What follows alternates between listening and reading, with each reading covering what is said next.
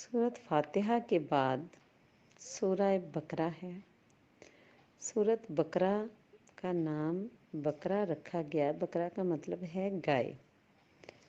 और चूँकि इस सूरत की आयत नंबर 67 और उसकी बाद वाली आयतों में गाय का तज़किरा है, इसलिए इसी मुनासबत से इसका नाम सूरह बकरा है। सूरत बकरा जो है ये किसी इख्तलाफ के बगैर मदनी है, यानी पूरी की पूरी मदीना मुनव्वरा में नाजिल हुई। जो आयतें सूरतें मदीना में नाजिल हुई उनको मदनी सूरतें कहा जाता है, और जो मक्का मुकरमा में नाजिल हुई उनको मक्की सूरतें बोला जाता है। और इसके मज़ामीन भी मुसलमानों को जो मदनी ज़िंदगी में मुश्किलात, जो हालात मुसलमानों के सामने पेश आए, उनकी मुनासबत से इसके मज़ामीन हैं। इसके मुतल्लिक़ अल्लाह ताला ने आयतें नाज़िल की हुई हैं इस सूरत में।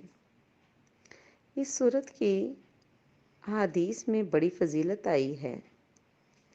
अबू हुरैरा रज़ी अल्लाह ताला अन्हु बयान करते हैं कि रसूलुल्लाह सल्लल्लाहु अलैहि वसल्लम ने फरमाया, अपने घरों को कब्र ना बनाओ। जिस घर में सूरतुल बकरा पढ़ी जाती है उसमें शैतान दाखिल नहीं होता। ये मुसनद अहमद में भी है, सही मुस्लिम में भी ये रवायत है, तिरमिज़ी में भी और निसाई में भी। एक दूसरी रवायत है, हज़रत अब्दुल्लाह बिन मसूद रज़ी अल्लाह ताला अन्हु बयान करते हैं कि शैतान उस घर से भाग जाता है जिसमें सूरत बकरा की तिलावत सुनता है।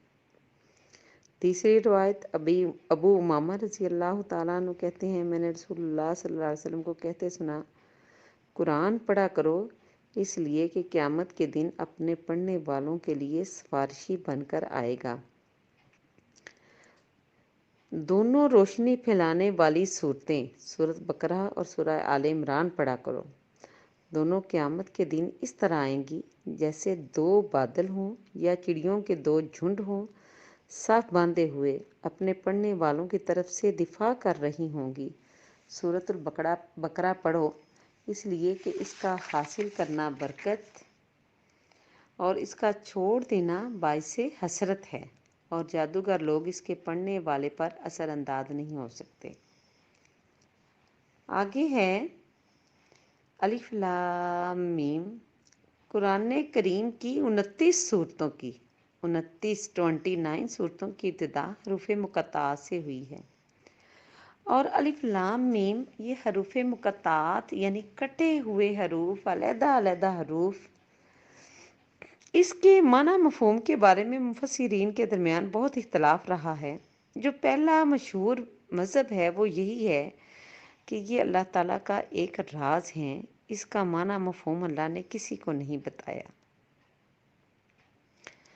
इसलिए उन लोगों ने इसकी कोई तफसीर बयान नहीं की।